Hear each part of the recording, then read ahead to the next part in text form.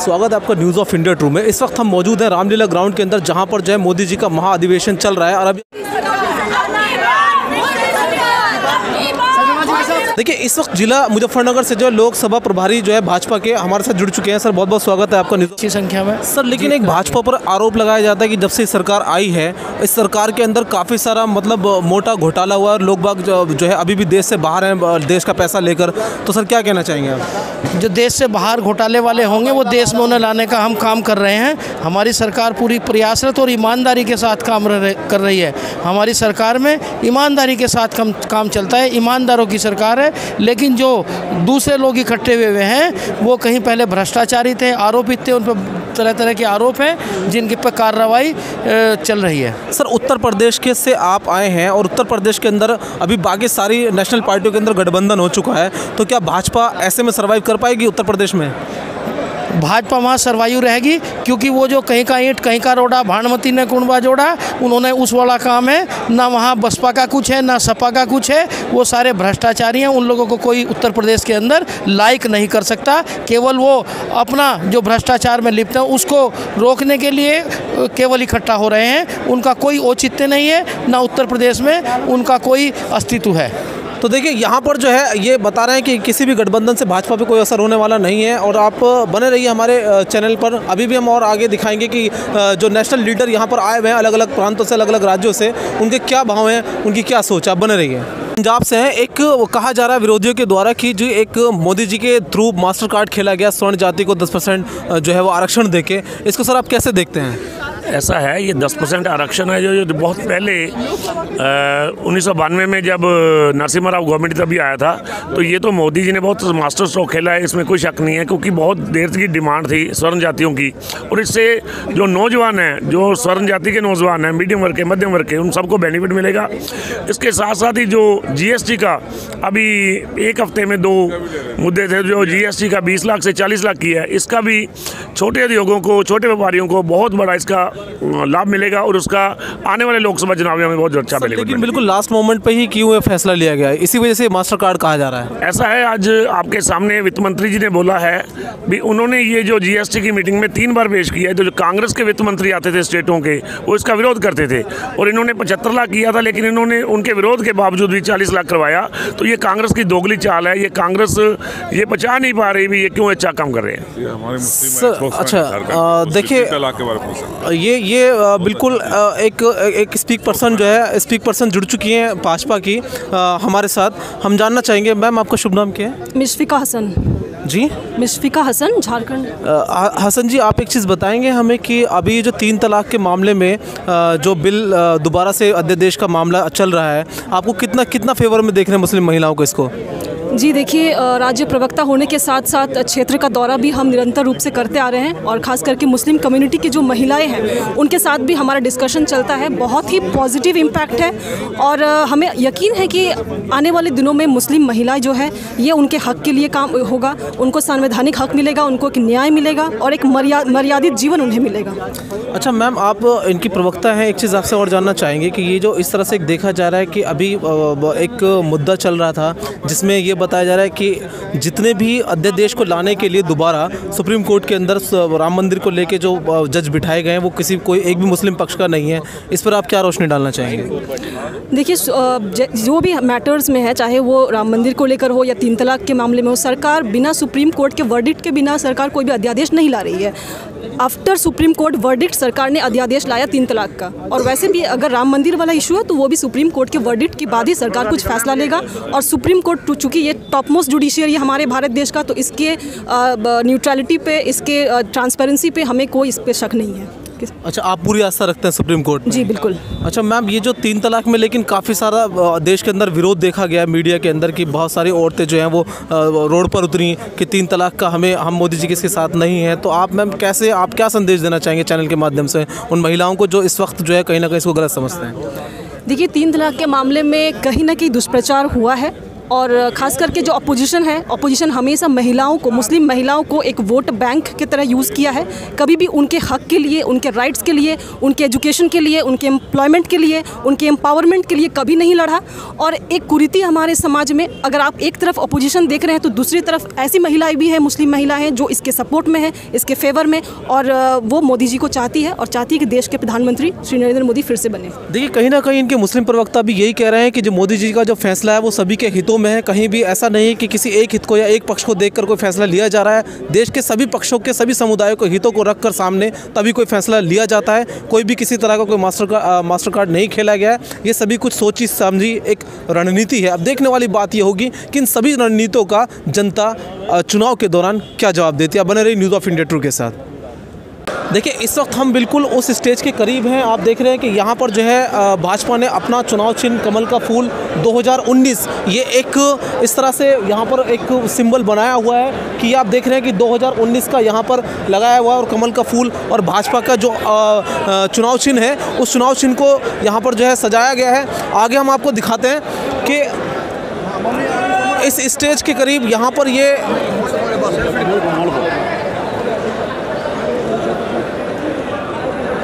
आप यहाँ पर देख रहे हैं कि बीच में जो है एक नारा दिया हुआ है यहाँ पर, उठो जागो और लक्ष्य की प्राप्ति तक मत रुको। तो देखिए, यहाँ पर कुछ भाजपा के युवा कार्यकर्ता भी जुड़ गए हैं। हम आपको उन्हें भी लाइव दिखाना चाहेंगे। जी, क्या कहना चाहेंगे आज के अधिवेशन को लेकर? सर, ये बहुत बेहतरीन अधिवेशन था और इससे कार्यकर्ता इतने जागरूक हुए हैं और मतलब मैं समझ रहा हूँ ये एक शंखनाद है आने वाले चुनाव के लिए। और इस बार किसी भी कीमत पे हमें भारतीय जनता पार्टी का भगवा लहराना है। नहीं, लेकिन एक बात है यहाँ पर कि एक सवाल बार बार सामने आता है कि अभी जो राजस्थान के अंदर चुनाव हुए, मध्य प्रदेश के अंदर चुनाव हुए, वहाँ पर जो है भाजपा एक जो है वहाँ पे दूसरी एक अपनी सरकार होने के बावजूद भी वहाँ सीट गंवानी पड़ी। तो उस पर क्या कहना चाहेंगे? सर देखिए, हम लोग अगर हारे हैं कहीं तो केवल छत्तीसगढ़ में, बाकी हमारा कहीं हार नहीं हुई है। 3 साल शासन के बाद भी अगर वहाँ वो एक परिवर्तन की आंधी होती है, ठीक है, फिर भी मोदी जी ने जो ये सवर्ण आरक्षण बिल ला के 10% जो सवर्णों आरक्षण दिया है, इससे बहुत बड़ा इम्पैक्ट पड़ेगा। और पुनः इस बार मुझे अखंड विश्वास है कि भारतीय जनता पार्टी 400 से ज़्यादा सीटें लोकसभा में लेके आएगी। देखिए, यहाँ पर युवाओं को भी एक विश्वास हो रहा है कि दोबारा बीजेपी के आने के बहुत चांसेस हैं। लेकिन देखने वाली बात ये होगी कि विश्वास अपनी जगह होता है, लेकिन जब चुनाव आते हैं तो जनता क्या जवाब देती है, क्या प्रभाव पड़ेगा?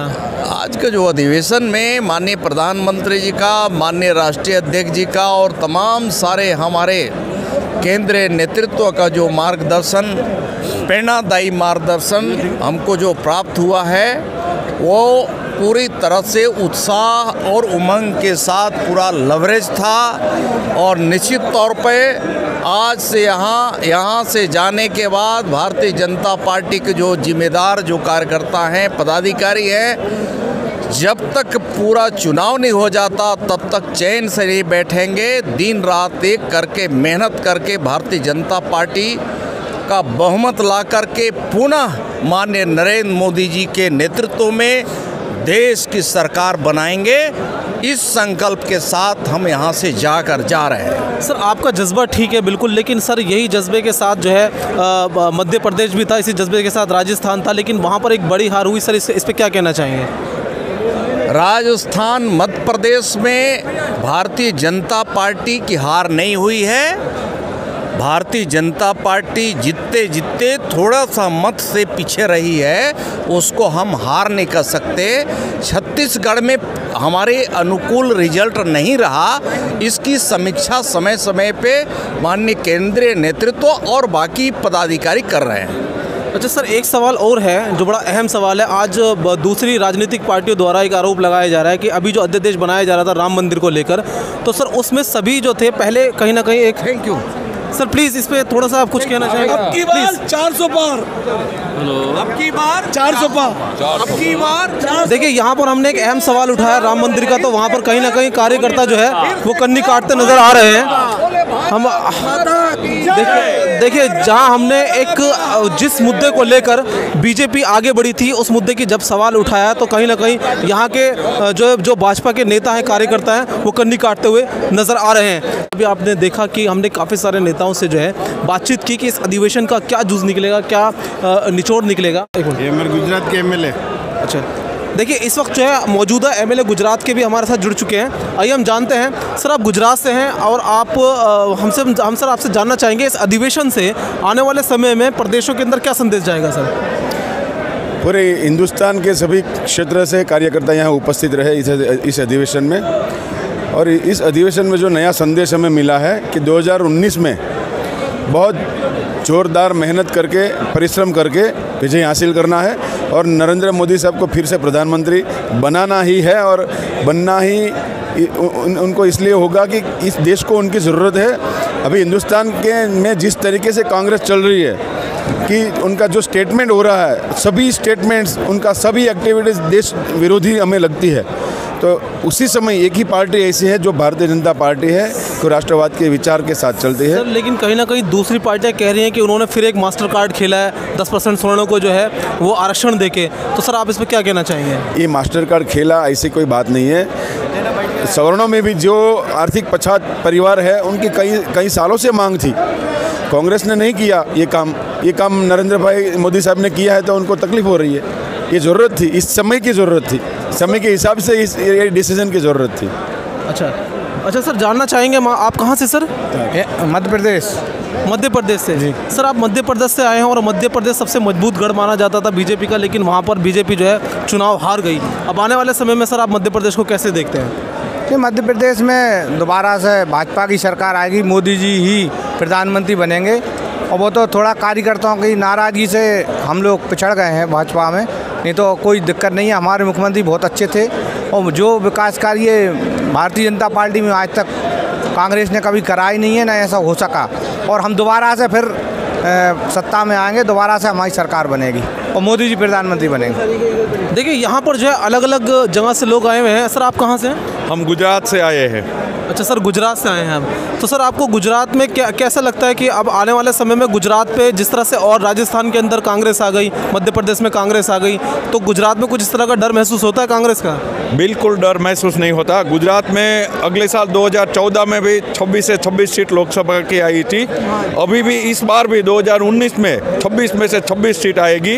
अभी जो जसदन की सीट ऊपर चुनाव हुआ विधानसभा का, उसमें 20,000 से ज़्यादा मतों से भारतीय जनता पार्टी की जीत हुई है। सर लेकिन चुनाव के दौरान ही एक बात थी कि जो गुजरात में प्रधानमंत्री मोदी जी का जो गढ़ है वडनगर से खुद मोदी की जो भाजपा की सीट खिसक गई थी। सर उस पर क्या कहना चाहेंगे? नहीं, ऐसा तो कुछ नहीं। वो जातिवाद ज्ञातिवाद से लोगों को भरमा के कांग्रेस ने जो किया था, और अगली बार वो कभी लोग भूल नहीं करेंगे। एक और बहुत अहम मुद्दा है जिस पर अक्सर अभी हमने जिनसे भी सवाल पूछा तो वो कन्नी काटते नजर आए कार्यकर्ता। हम आपसे भी जरूर पूछना चाहेंगे कि अभी हाल फिलहाल जब भी कभी राम मंदिर का मुद्दा आया है तो कहीं ना कहीं सुप्रीम कोर्ट के अंदर एक आध जज मुस्लिम पक्ष का जरूर बिठाया गया, लेकिन इस बार कोई मुस्लिम पक्ष जज नहीं था, यानी कि कोई मुस्लिम जज नहीं थे, सारे गैर मुस्लिम जज थे। तो ऐसे में सर आप क्या कहना चाहेंगे? नहीं, वो तो हमारी कोर्ट की जो व्यवस्था ये है, उसमें किसे बैठा है किसे नहीं बैठा है, वो तो सब जो बंधारण के अनुसार निश्चित होता है, उस तरह से उसकी व्यवस्था की जाती है। तो सर आपको लगता है 2019 के ख़त्म होने से पहले या चुनाव से पहले जो है राम मंदिर बनना शुरू होगा वहाँ? हमारी इच्छा है राम मंदिर कल से ही शुरू हो जाए, लेकिन कानूनी प्रक्रिया है, तो उसमें जो कोर्ट को जो लगेगा उससे सारे कोर्ट का निर्णय होगा। वो भारतीय जनता पार्टी सभी देशवासियों उसका सम्मान करेगा। अच्छा सर, एक आखिरी सवाल और कि सर जब पहले एक मैनिफेस्टो के अंदर भाजपा के लाया गया था प्रधानमंत्री मोदी जी से पहले कि जब हम प्रधानमंत्री जी का पद ग्रहण करेंगे, उसके बाद यानी प्रधानमंत्री बनने के बाद उन्होंने एक आश्वासन दिया था कि देश का जो काला धन है वो वापस लाया जाएगा, और लेकिन सर बजाय वापस आने के और ज़्यादा बड़े परसेंटेज के अंदर देश से धन चला गया। तो सर ये कब तक होगा? नहीं, जो मैनिफेस्टो में किया था उसका सही प्रयास सभी मैनिफेस्टो में किया गया है। सभी विधानों पर भारतीय जनता पार्टी की सरकार काम कर रही है, और कई मैनिफेस्टो में दिए गए वचनों पूरे हो, कभी पेपर कोई बाकी है तो उसके पर अच्छी तरह से काम चल रहा है। आज नहीं तो कल नहीं तो परसों, वो जो हमारा मैनिफेस्टो को दिया हुआ वादा है वो भारतीय जनता पार्टी नरेंद्र भाई मोदी के नेतृत्व में जरूर पूरा करेंगे।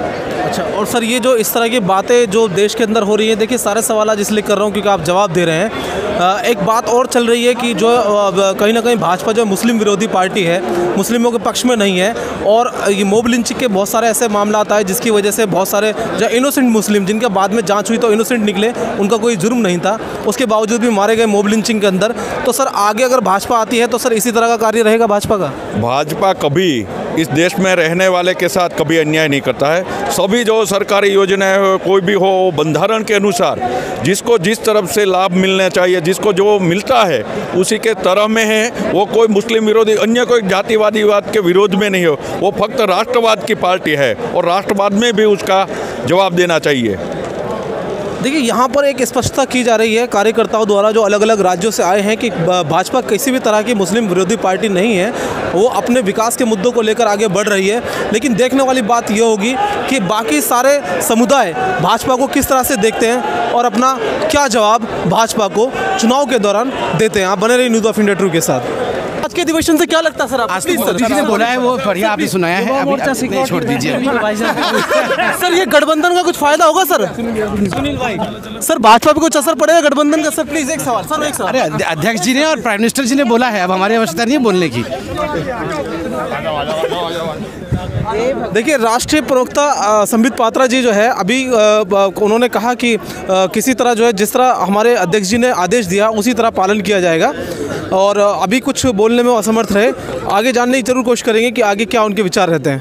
अच्छा सर, लेकिन आपको लगता नहीं कि सर प्लीज ये आपको लगता है सर ये गठबंधन पे कुछ फर्क पड़ेगा, गठबंधन को कुछ फर्क पड़ेगा बीजेपी पे? मैंने अभी पहले बोला कि मैं उत्तर प्रदेश से आता हूँ, 6 बार का सांसद हूँ, मुझे भी लोकसभा के चुनाव में जाना है, और मेरे चेहरे को देख करके क्या आपको लगता है गठबंधन से कोई फर्क है?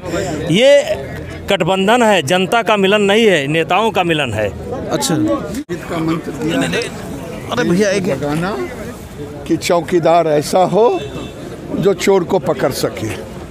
लेकिन देखने वाली बात यह होगी कि बाकी सारे समुदाय भाजपा को किस तरह से देखते हैं और अपना क्या जवाब भाजपा को चुनाव के दौरान देते हैं। आप बने रहिए न्यूज़ ऑफ इंडिया ट्रू के साथ।